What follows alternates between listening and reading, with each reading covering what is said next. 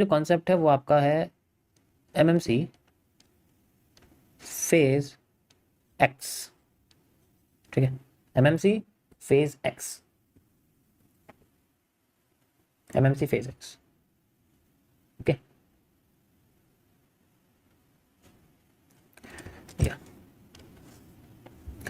तो यहाँ पर मैं आपको कुछ वैसे कॉन्सेप्ट बताऊंगा, जैसे सबसे पहले एक कैंडलस्टिक सीसीपी के बारे में बताना चाहता हूँ मैं आपको, ठीक है।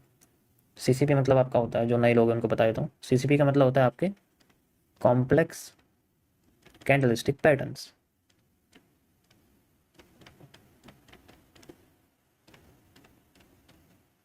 ठीक है। और ये जो सीसीपी है ये जनरली आपकी कॉम्बिनेशन के कॉन्सेप्ट में यूज, यानी कि triple C candle combination concept जो उसके अंदर यूज होती है, लेकिन मैं इसको अब सीसीसी नहीं बोलता एक्स में, ये फेज अलग है, this phase is whole different, ये अलग ही लेवल का फेज है। तो जितने भी अब मैं टॉपिक समझाऊंगा वो आपको फेज एक्स के रहेंगे, this is not 10, this is only x, ठीक है, ये कोई 10 नहीं है, ओके, जस्ट एक्स। अगर आप देखोगे यहाँ पर ऑडिटर थोड़ा सा यार एक्टिव रहो चार्ट में, सॉरी चैट्स में, आप देखो कोई नेगेटिविटी ना फैलाए, ओके। सो यहाँ पर मैं बात करने वाला हूँ आज के सिंथेटिक कैंडल के बारे में, ठीक है, सिंथेटिक कैंडल। अब ये कौन सी कैंडल होती है? सिंथेटिक कैंडल का मतलब होता है कि जैसे हम लोग क्या करते हैं, हम लोग छोटी छोटी कैंडल्स को पढ़ते हैं ताकि उनको मिला के किसी बड़ी कैंडल के मूव को प्रिडिक्ट कर सकें।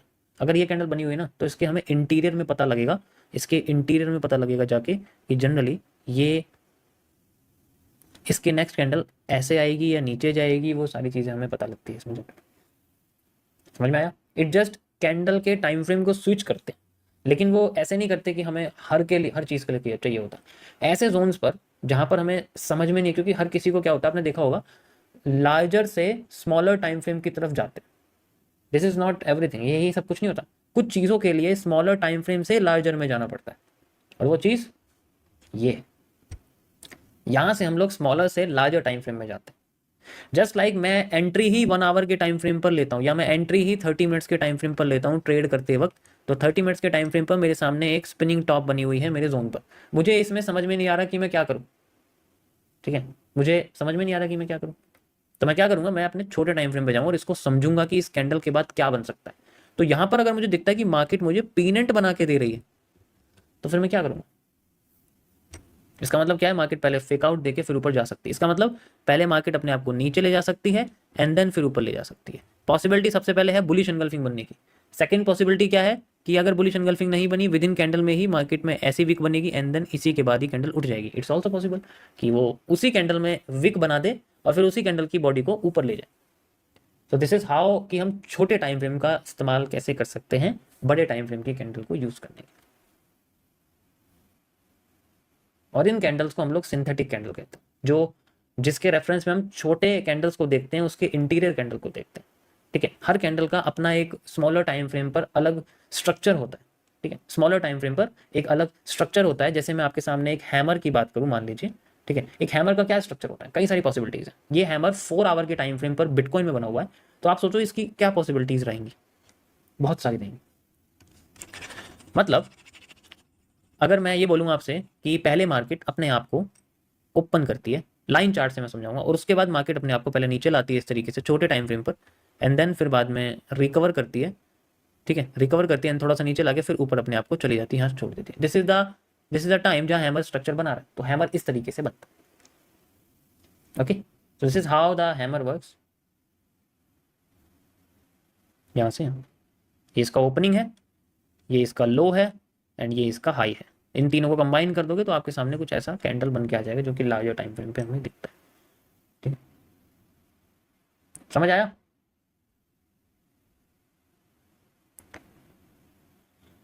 यहां तक समझ में आया सभी को? अब इन्हीं कैंडल्स के कुछ जोन्स को हम लोग यूज करते हैं, ठीक है, अब इन्हीं कैंडल्स के जोन्स को हम लोग यूज करते हैं, ठीक है, वो मैं आपको बताता हूं कैसे। इन कैंडल्स के अंदर जोन्स की एक अलग थ्योरी होती है जिसे DDL के अंदर रखते हैं या DDZ के अंदर रखते हैं। ठीक है, मैं पहले चलो L के बारे में बताता हूँ। DDL का मतलब होता है आपका डायनामिक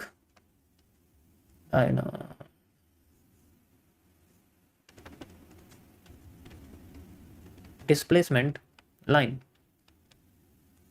डायनामिक डिस्प्लेसमेंट लाइन आपका जनरली कैंडल के सेंट्रल जोन की लाइन होती है। ठीक है, कैंडल के सेंट्रल जोन की लाइन होती है। जैसे कोई भी कैंडल बनी हुई है ना टॉप पर, मतलब ये भी सारे की लेवल पे होते हैं, ऐसे तो है नहीं कि हम कहीं भी देख लेंगे। जैसे कोई भी कैंडल है ऐसे यहाँ से लेके यहाँ तक, तो हम इसके हाई, ठीक है, और इसके लो का जो सेंटर पार्ट है उसको यूज करते हैं। यानी जो लाइन होती है, this line is named as the DDL। ठीक है, इसको हम लोग डायनेमिक डिस्प्लेसमेंट लाइन। इसमें जो नीचे वाला पोर्शन होता है इसको हम लोग डायनामिक जोन कहते हैं। This is the dynamic zone. जो नीचे वाला पोर्शन होता है ना, इसका जो लोअर पोर्शन होता है उसे हम लोग डायनामिक जोन कहते हैं। इस जोन की क्या खासियत होती है कि मार्केट इस जोन को इस्तेमाल कई तरीके से करती है। अगर 50% से नीचे कैंडल की बॉडी क्लोज हो गई नेक्स्ट, जैसे ऊपर यहाँ गई, जैसे मैं आपको बना के दिखाता हूँ, ये कैंडल है, ठीक है, और 50% से नीचे अगर कैंडल क्लोज हो जाती है लाइक दिस, इस तरीके से हो जाती है, अगर वो अपने आप को कंटिन्यू कर दे बिना अपने हाई को तोड़े, अपने लो को यहाँ से तोड़ देती है, दैट मीन्स मार्केट में अब डायनामिक्स सेल साइड की क्रिएट हो जाती है।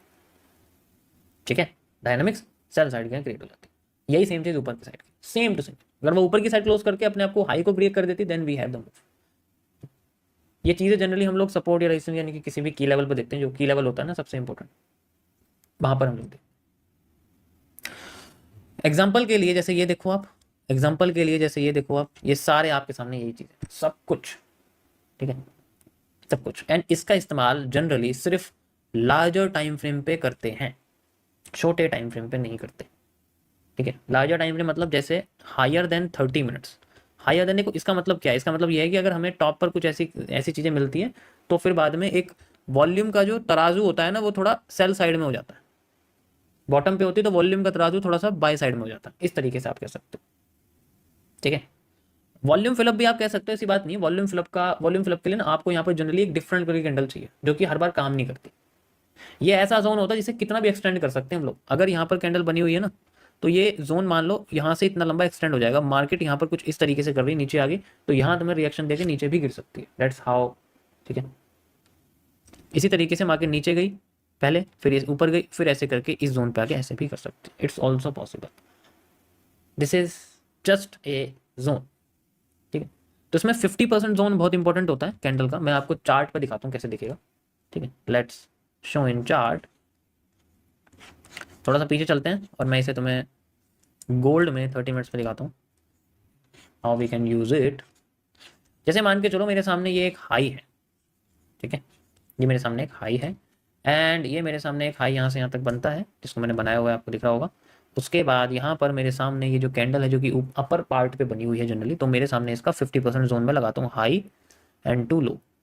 यू कैन ईजिली सी 50% से नीचे कैंडल क्लोज एंड उसके बाद नीचे की बॉडी क्लोज। छोटे टाइम फ्रेम पे कैंडल क्लोज हो गई, देन फिर मार्केट हमें, क्योंकि हमें तो एक बायस देखना, that's it, we have the bias at this point.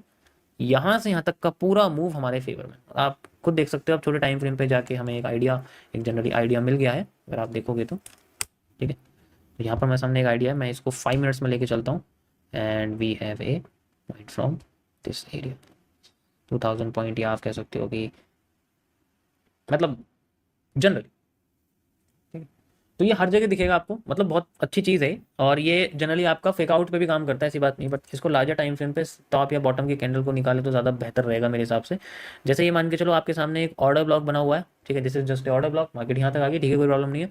अब यहाँ पर मार्केट में अगर आप देखोगे तो ये लास्ट की कैंडल है बिल्कुल, जहाँ पर ही ब्लॉक बना हुआ। दिस इज ए कैंडल जिसका मैं हाई और लो यहाँ मेजर करता हूँ। ठीक है, यू कैन सी यहाँ पर मैं इसका हाई और लो मेजर करता हूँ, एंड ये इसका 50% जोन आ गया। 50% से ऊपर मार्केट ने क्रॉस करा एंड देन अभी रिजेक्ट कर रही है, but this is totally a candle जो कि हमें 50% से ऊपर यहाँ पर रिवर्स करके क्लोज करती है, देन रीटेस्ट करती है, देन फिर रीटेस्ट कर रही है, एंड देन फिर ऊपर चली। इट मीन्स तराजू जो है ना वो बुल साइड का भारी हो गया। बेशक मार्केट अपने आप को थोड़ा कंसोलिडेट करे, लेकिन जोन से अपने आप को लेकर चली जाएगी।